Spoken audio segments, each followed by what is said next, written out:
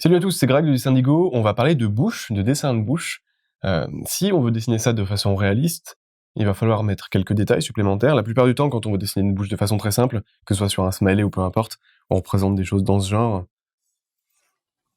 On fait juste le cercle. Ici, on met les dents comme ça à l'arrache, la langue, et on peut s'en tirer comme ça, de cette façon. Ok. Mais si on veut aller un peu plus loin, il va falloir respecter plusieurs petits points. Le fait que sur les côtés, sur les angles, on va avoir un aspect un petit peu creusé. Donc là, on aura la commissure des lèvres. Ok. Au centre, on a un petit peu de chair qui redescend, et tout ça, ça va nous permettre d'indiquer du volume, de donner une profondeur et une direction, donc ça va vraiment nous rendre service. Au-dessus, la forme particulière des lèvres, qui est plus ou moins creusée, suivant les personnes, et la taille et la forme de la lèvre inférieure, qui peut varier énormément d'une personne à l'autre, ça dépendra aussi du sexe, de l'ethnie, etc., etc. Donc il y a plein de paramètres à prendre en compte, on va pas du tout tous les passer en revue, juste donner quelques petits trucs et astuces pour vous permettre de vous rapprocher un petit peu de ça. Alors, la façon dont moi, personnellement, je dessine ça, c'est, dans un premier temps, je me pose toujours la question de l'angle de vue que je suis en train de représenter sur le personnage, les proportions, ça je les ai aussi dans un second temps, et je délimite la direction, l'orientation de la bouche avec cet angle et cet angle-là. Je trouve l'axe central et je représente ceci, la lèvre qui descend un petit peu en dessous. Et à partir de là, je rejoins. Et tout de suite, ça va me donner une bonne indication pour savoir si, bon, effectivement, on comprend que mon personnage est en train de sourire, ou pas du tout, si c'est adapté avec le volume de la tête et ce genre de choses. Donc ça permet déjà de faire un premier point. L'avantage, c'est que si je me suis planté, il y a pas beaucoup de traits à gommer. Une fois que c'est fait, je sais que juste au-dessus, par là, j'aurai la forme particulière à donner aux lèvres, avec un petit peu de volume comme ceci, en fait, et en dessous, un peu moins grande, j'aurai la lèvre inférieure, ok. Cette forme-là, comme je le mentionnais, elle va vraiment varier d'une personne à l'autre en termes de profondeur, de taille, de forme, etc. Donc, si vous dessinez une bouche masculine, il faudra peut-être moins accentuer ça, parce que la lèvre supérieure, cet aspect très, très fort, très volumineux, ça féminise un petit peu les traits. Maintenant, c'est pas du tout impossible qu'on trouve ça chez un mec. Donc ce genre de choses, là. Et une lèvre inférieure très développée aussi, ça va donner un côté pin-up, avec une bouche très pulpeuse.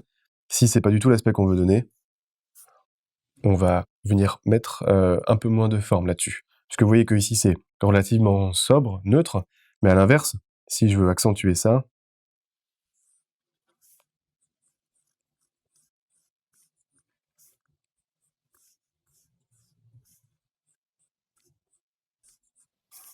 ok, vous voyez le mec avec une bouche comme ça fait vraiment une bouche à bisous, le... Je suis sexy, hein, je le sais. Ce genre de choses-là, ok. Je vous parlais de volume, d'indication de volume, voilà ce que j'entendais par là. Si je prends mon super patron que j'ai juste en dessous, donc, on disait, avec une vue de face, donc je trouve les proportions,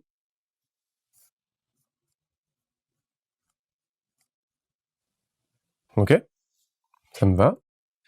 Ensuite, ici j'ai un 3/4, ça m'intéresse, donc là, je serai dans la profondeur, d'être un peu plus là-bas, ici, au centre, et là mon axe central.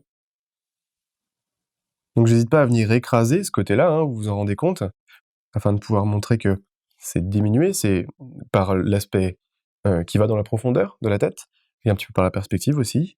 Ça va être la même chose là. J'aurai cette profondeur à gérer.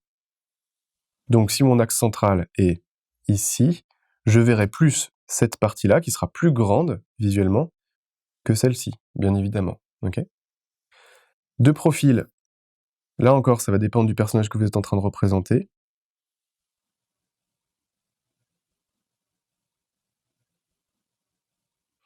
Et de 3/4, je laisse juste cette forme-là en général, pour bien que ce soit compréhensible, mais on voit quasiment pas les lèvres. Donc tout ça, ça dépendra de la rotation de la tête que vous avez.